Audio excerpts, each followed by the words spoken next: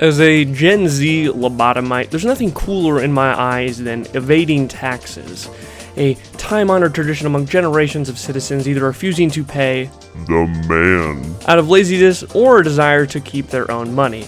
It's a fun and effective way to get sent to jail. Taxes initially began almost 5,000 years ago in Egypt, in which the pharaoh would collect a grain tax from the citizens of Egypt, also known as the pharaoh tax, not to be confused with the Kaisenat phantom tax. Get it? It's like phantom tax. It kind of sounds like pharaoh tax, right?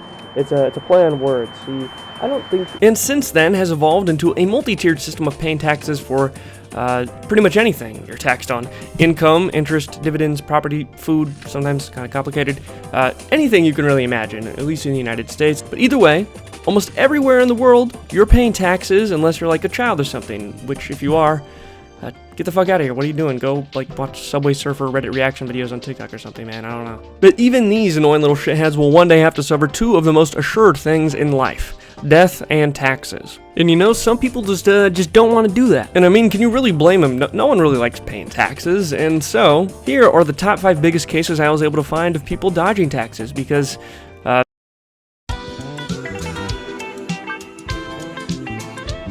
Mr. Robert Smith was a smarty pants, born and raised. His parents were both principals of high schools, PhDs, all that jazz, and it seemed that Mr. Smith was destined to take that same path. And take that path he did, receiving a bachelor's in chemical engineering from Cornell, where he would then go on to do chemical engineering tasks, whatever that entails, at companies like Air Products, yes, that is the actual name of the company, Goodyear Tire, and Kraft. I think he would have been the guy putting, glue in the cheese. But that doesn't really matter, because after a while he decided to go back to school, where he would get a master's at Columbia, focusing on business and finance, where he would then go on to work at a big business place, Goldman Sachs. But nothing could keep this man in one place, as it seemed every job he grew more successful, founding his own company, Vista Equity Partners. Vista would essentially go around buying up software companies that produce what is referred to as enterprise software, or software that is made specifically to be used by companies to help improve business operations in some way. Now, since this occurred in the year 2000, it's safe to say that Robert saw the writing on the wall regarding how successful it would be to sell software to large companies for their own business operations,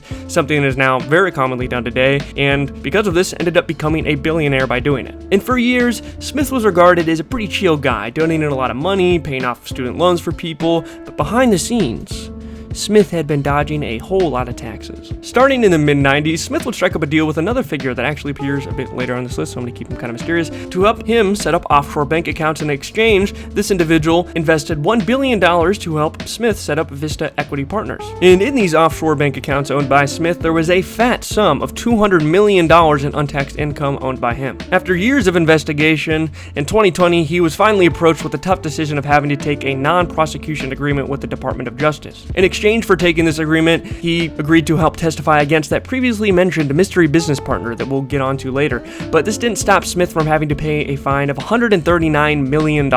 And because it was a non-prosecution agreement, that $139 million is the only real repercussion he suffered, other than being told he was not allowed to write off a previous $182 million donated to charity. Other than that, he was scot-free, and nowadays he continues to lead his company as well as pop up on panels at random events that I was able to find on YouTube. Walter was a businessman, an entrepreneur in the telecommunications industry, essentially responsible for transmitting data between phones with his company Mid-Atlantic Telecom. Mr. Anderson was commonly described as a weird dude who would always act mysterious, wearing all black and going by an alleged 7 different aliases, such as Ragnar Dankskjold, which was a play on the character name from an older book called Atlas Shrugged, in which this character, of a similar name, works as a pirate stealing from the government. And if those little fun facts didn't scream enough that this guy did not like to pay his taxes, the few people who did get to know him were quoted as saying that he really only talked about hating the government and space travel. And when he was finally charged with evading the payment of $200 million in taxes, the largest ever case of tax evasion in U.S. history in 2005, when it all went down, during the raid they also found in 3 separate apartments the books Methods of Disguise, The ID Forger, and Poof, How to Disappear and Create a New Identity. And I don't know, I feel like at that point, man, you just gotta plead guilty. That's That's not a good look. But Walter was confident that he had this case and pleaded not guilty to all counts of tax evasion and fraud, until a year later in 2006, when he would strike a plea deal admitting that he had multiple offshore bank accounts just shown with hundreds of millions of dollars, and after that guilty plea, he was sentenced to 9 years in jail until Walter had served his time and re-emerged back into society in 2012. Since then, he's been known to have been working on his own high-altitude platform company, which apparently is kind of like satellites, but not satellites, since these hover in the stratosphere and not the exosphere like satellites do. And the goal of these is to provide telecommunication services to undersupported parts of the globe, which not the worst thing you could be doing as a multimillionaire. Our next tax evader comes to us from the proud country of Deutschland, a man by the name of Helmut Keiner. Is that how you pronounce his name? I think his name is Helmut. Starting in 1988, Helmut would open up K1 Fund, a hedge fund, with a buddy of his named Dieter Friedrichs. Helmut and Dieter would then pull out the classic start a hedge fund and lie about the profits while desperately attempting to keep a husk of an operation afloat before it all came tumbling down, convincing many individuals and banks to invest in their company along the way. With the money taken from these investors, Helmut would invest into shell companies or transfer it to offshore bank accounts so that he could buy himself some luxury items, all while claiming that in a 13-year period, the fund had posted a return of 855%, which is highly unlikely. German regulators thought so as well, calling the hedge fund to be shut down, but it seems that Helmut had planned for this and decided to re-register the company in the U.S. Virgin Islands. And this is somehow enough to avoid any repercussions for the time. That was until one of their investors, Bear Stearns, who was owned by JP Morgan, talked to Daddy Morgan and with the help of investigators was able to gather enough evidence to contact authorities and have the entire operation shut down, with Helmut being sentenced to almost 11 years in prison after scamming investors out of hundreds of millions of dollars, which included at least an estimated $400 million which had not been taxed. I couldn't really find an exact number, but this was the estimate I found based on how much he defrauded from investors. His good old buddy Dieter instead fled from the police as they attempted to extradite him from Spain before he love yourself now. As for what Helmut is up to now, I thought he was dead. Turns out that is actually just a man from Virginia with the same name. So, the only recent thing I could really find about him is that he, in 2022 or around that time, was part of Curiosity Stream's Inside the Mind of series, and that's about it. I guess he's just chilling.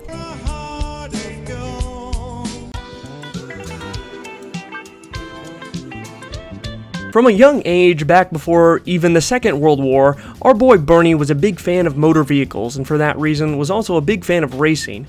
A true racist, if you will. After dropping out of high school, or as they call it over there, secondary school, he would pursue a career to work at a chemical lab at a gas works, essentially a place that produces flammable gas. While further pursuing chemistry at the University of Greenwich, he would continue to support his hobby and passion of motorcycles and other motor vehicles, and would eventually start racing in 1949 at a local track. And although it does seem like he enjoyed doing it, a few crashes were able to convince him that the business side of things might be a bit more appealing, becoming the manager for a young man named Stuart Lewis Evans. Unfortunately though, after his engine exploded at Morocco Grand Prix, Lewis Evans would later die in the hospital after receiving some serious burns, an event that led Bernie to once again step away from racing, which I don't blame him. That would fuck me up too, man.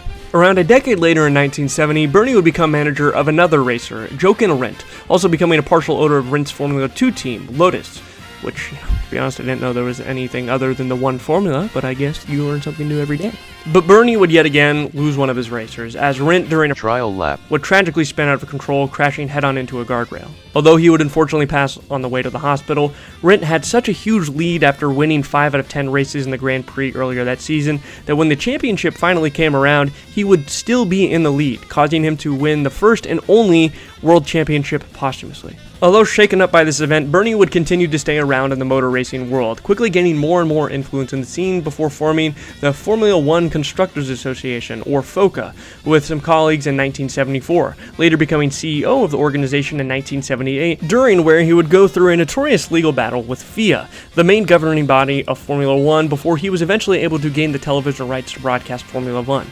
And although this would be challenged continuously for decades to come, it was Bernie who would lay the foundations for Formula One to become increasingly more popular due to his management of the organization, leading to him acquiring massive amounts of wealth over the years. Despite having many controversies over the years regarding his management of Formula One, he would remain a prominent figure in the community even after his sale of a majority of his stock in Formula One to a private equity firm CVC in 2006. It was not long after the sale, however, that in 2008, years of investigations into his business operations would finally catch up to him, after it was found out that through an elaborate tax-dodging scheme, his wife would transfer the TV rights to Formula One that he had acquired through multiple offshore bank accounts and trusts before selling the rights tax-free for an estimated £1.2 billion or $1.6 billion.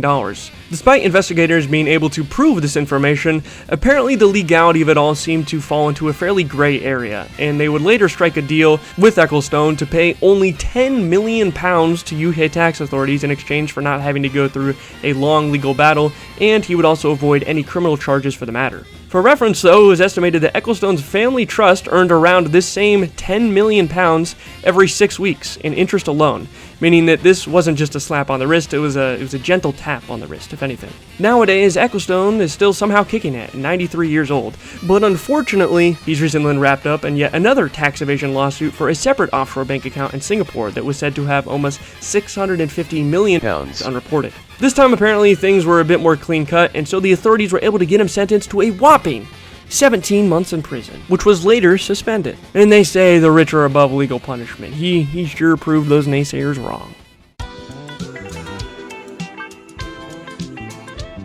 Contrary to his placing on this list, Robert Brockman was a fairly unextraordinary man in his early life. Although he did go to school, graduating as summa cum laude from the University of Florida, and eventually starting his working career as an entry-level marketer at Ford before moving to IBM and becoming one of their best salesmen, in 1970, Brockman would become the founder of his very own company, Universal Computer Systems, or UCS, a computer systems company that was, funnily enough, not universal, and instead had a focus on developing computer systems and softwares for car dealerships. And for years and years, Robert would do this pretty well, slowly expanding his business when finally in 2006, UCS would merge with a similar company, Reynolds & Reynolds, where he would then become CEO of this newly merged organization. And honestly, Brockman's business dealings were insanely successful, with him having a few $1 billion earned from this venture.